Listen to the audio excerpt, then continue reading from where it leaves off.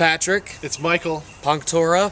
It's Earth Day. Earth Day. Earth Day. We're here in the Earth, interestingly enough. Yes. Yeah. This beautiful Earth. An animal? Oh my gosh, I thought an animal was No, someone is littering actually back there. That's sad.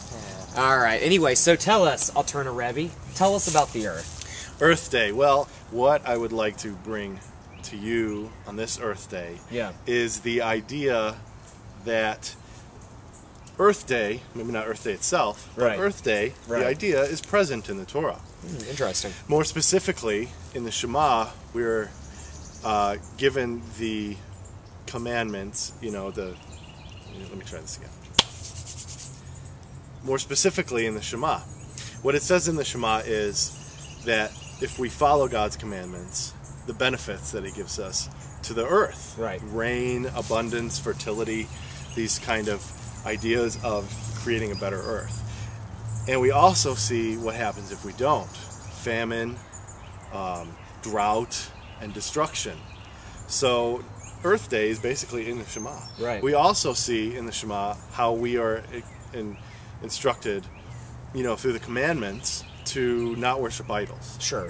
And the way that can apply on Earth Day is when we realize that idols just doesn't mean a statue or a pagan it's not like god. A god or something like that. Yeah. An idol can be a thing, an idea, wealth, power. So when we worship an idol like wealth and power, we don't see the consequences. And the consequence of worshiping one of these idols, which God tells us don't, is the destruction of the earth. We worship wealth and we mine until there's nothing left. We worship power and we conquer the land and destroy the land, and there's nothing left. So these are the consequences of not following these commandments. So we can see how Earth Day is an ideal time to look at what we worship as an idol and how it can be affecting the environment.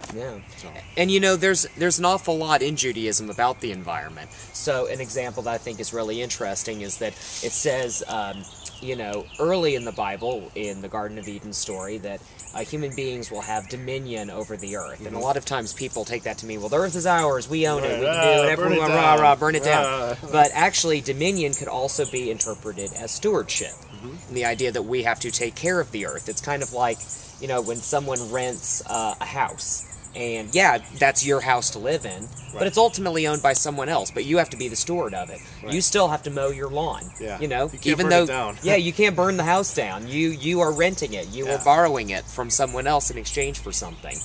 And also, we don't like to talk about things like war and all that, but there's something in the Torah that says that if you're doing battle and you go into an enemy's land, you can't cut down their trees. You can't cut down their vineyards. All of that is supposed to be protected. That is sacred. That should not be involved in your sort of human affairs. So I like this idea of, not worshiping these false idols that lead to the destruction of the earth. If even in war, if even in bloodshed, the worst thing possible, you can't destroy the environment around you, that says a lot. That says a lot. And what would happen if we destroyed the earth?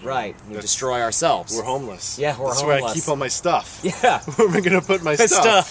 Where am I going to put all my books? I don't know. Seriously. Cool. So think about that today on Earth Day. Earth Day is a Jewish holiday.